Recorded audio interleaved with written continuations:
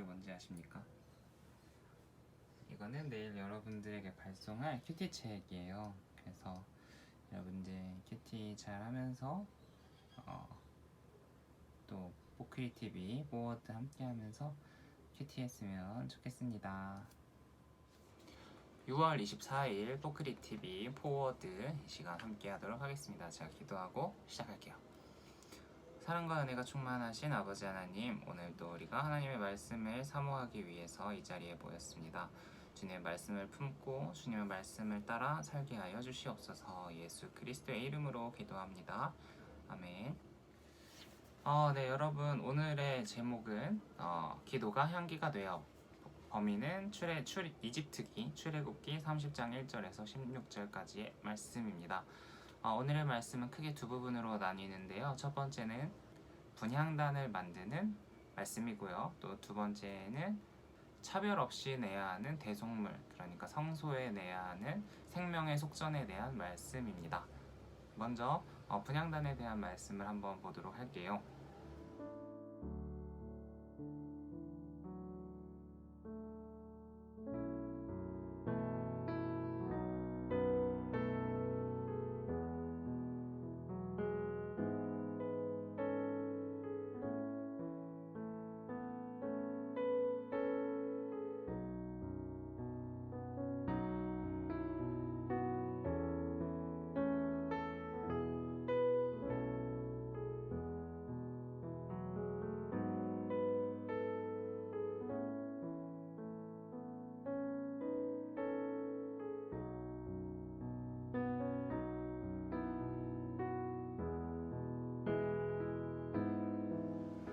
여러분, 분향단이 무엇이냐면요, 분은 한자로 불사를 분, 향자는 향기향, 향내 향자입니다. 그러니까 어떤 것을 태워서 향기를 내는 제단을 분향단이라고 하는 거죠. 몇 가지 살펴볼 것은 1절에서 5절까지에 나오는 분향단을 만드는 재료에 대해서 한번 알아보려고 해요. 분향단을 만드는 재료는 두 가지, 시띠나무와 순금이 들어갑니다. 시띠나무는 우리 아카시아 나무와 비슷한 나무인데요. 이 시띠나무가 자라는 이 이스라엘 지역은 광야, 혹독한 환경이 있는 곳이죠. 그렇기 때문에 나무의 질이 굉장히 단단하고 습기를 머금는다고 해도 뒤틀림이 거의 없다고 합니다. 또 두 번째 순금은요, 잘 알다시피 이 세상에서 가장 순수한 금속이죠. 변하지 않는 금속. 쇠처럼 녹이 슬거나 하지 않는 그러한 금속입니다. 이 두 가지 순금과 시띠나무 이 두 가지 재료를 통해서 알 수 있는 것은 분향단 자체가 내구력이 좋아야 하기도 하겠지만 이 분향단을 통해서 하는 일이 아주 순수하고 변치 않는 마음을 가지고 해야 한다라는 것을 상징하는 의미로도 볼 수가 있겠습니다. 두 번째로 7절에서 8절까지의 말씀인데요. 분향단에서 올라가는 향기가 끊어져서는 안 된다는 말씀이 나타나요. 여러분, 이 향이 의미하는 바는 무엇일까요? 향은 기도를 의미해요. 요한계시록 8장에 보면은 하나님의 보좌가 나오고요. 그리고 그 보좌 주변에 보면은 향이 끊임없이 올라가는 향로가 나오는데요. 그 향이 상징하는 바가 성도들의 기도다라는 말씀이 있습니다. 또 데살로니가전서 5장 17장에 보면은 우리 쉬지 말고 기도하라라는 우리가 아주 잘 아는 말씀이 있잖아요. 이 향기가 쉬지 않고 올라가야 한다. 또 쉬지 않고 올라가는 향기가 바로 성도들의 기도다. 쉬지 말고 기도하라 라는 말씀을 우리가 살펴보았을 때 이 향기가 기도를 의미한다는 것이 틀림없다 라고 할 수가 있겠습니다. 또 9절에서 10절 말씀을 주목할 필요가 있겠어요. 여기에는 1년에 한 번 속죄 제물의 피를 분향단에 뿌리는 것 외에는 다른 제물이나 다른 제사를 분향단에서 드려서는 안 된다 라고 나오는데요. 이 말을 다르게 생각하면은 분향단에서 피어오르는 향이 거룩하기 위해서는 1년에 한 번은 반드시 속죄를 해야 한다라는 의미로 볼 수가 있잖아요. 여러분, 우리들의 기도가 하나님께 올려드리는 향기라면 이것을 하나님께서 받으시기 위해서는 반드시 거룩할 필요가 있다. 그리고 우리가 거룩하기 위해서는 십자가에서 달리신 예수 그리스도의 피가 우리를 거룩하게 하잖아요. 그렇기 때문에 우리는 하나님 앞에서 항상 회개를 통해서 예수님 십자가의 피로써 우리의 죄를 씻어야만 우리가 거룩한 기도를 하나님 앞에 올려드릴 수 있다는 것으로 이해하면 좋겠습니다. 이를 통해서 우리 세 가지 정도를 함께 묵상할 수가 있겠는데요. 첫 번째는 분향단을 만드는 재료를 통한 묵상입니다. 시띠나무와 순금이라는 이 정결하고 변치 않는 재료를 통해서 우리가 하나님 앞에 얼마나 변치 않는 마음으로, 진실된 마음으로 기도하는가를 한번 생각해 볼 수가 있겠고요. 두 번째로는 향기가 끊어지지 않는 이 분향단을 통해서 나는 얼마나 쉬지 않고 기도하는지, 나는 날마다 기도하고 있는지, 내가 하나님께 올려드리는 기도는 얼마나 되는지에 대해서 한번 묵상해 볼 수가 있겠네요.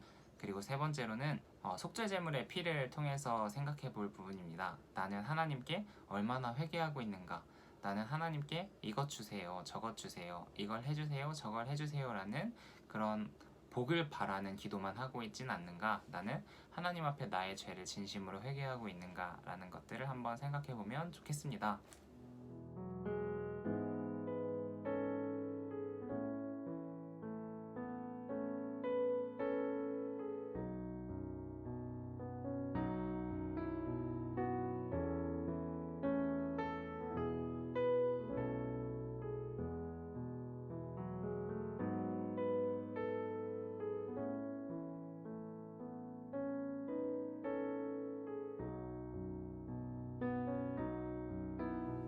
두 번째로는요, 자기 영혼을 위한 대속물에 대한 부분인데 11절부터 16절까지의 말씀입니다.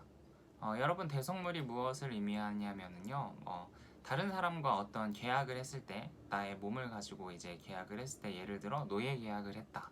근데 그 노예 계약에서 풀려나기 위해서는 그에 상응하는 값을 치르고 이제 풀려날 수가 있었는데, 이것을 대속물이라고 했어요. 그래서 그게 돈이 될 수도 있고 물건이 될 수도 있었던 거죠.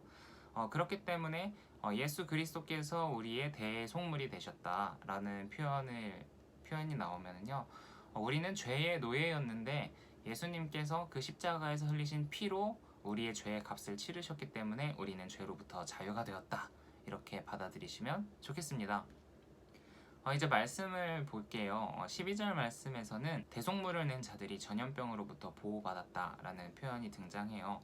예전에 의학이 발달하지 않았기 때문에 병에 걸리면 거의 그냥 죽어야 했어요. 그렇기 때문에 이 시대 사람들은 전염병이 돌거나 병에 걸리는 것을 하나님의 저주다, 죄에 대한 하나님의 심판으로 받아들였어요. 그렇기 때문에 대속물, 성전의 대속물을 내는 것을 통해서 하나님께서 우리를 전염병으로부터 지켜주시기를, 하나님께서 우리에게 심판을 내리지 않기를 하는 그런 바람과 믿음이 담겨 있다고 볼 수가 있겠습니다. 두 번째로 살펴봐야 할 것은 13절 말씀에 인구 조사를 한 자들은 모두 이 생명의 속전, 대속물을 내야 했다라는 부분입니다. 이스라엘 백성이 왜 이것을 꼭 내야 했냐면요, 이스라엘 백성이 이집트로부터 노예 생활을 했잖아요. 그리고 그것을 하나님께서 구해주셨죠. 그렇기 때문에 이스라엘 백성은 하나님께서 그들을 이집트의 노예 생활로부터 구원해 주셨다는 의미에서 모든 사람들이 다 이 성소의 대속물을 내야 했습니다. 그리고 이것은 나중에 성전세로 발전하게 되는데요. 이들이 내야 했던 성소의 세겔, 은 2분의 1 세겔인데 현대의 돈으로는 약 10만 원 정도 되는 돈이라고 합니다. 이어서 살펴볼 것은 15절 말씀인데요. 15절 말씀에 보면은 자기 영혼을 위한 대속물은 가난한 자나 부한 자나 가리지 않고 모두 내야 했다라고 나와 있어요. 여러분, 이 부분을 읽으면서 하나님의 뜻에는 절대적인 부분과 상대적인 부분이 있다는 것을 이해하고 보시면 좋겠는데요. 이집트로부터 이스라엘을 구원한 하나님의 은혜는 모든 이스라엘 사람에게 동일한 은혜잖아요. 그런데 이제 사람에 따라 느끼기에 다르게 느낄 수가 있어요.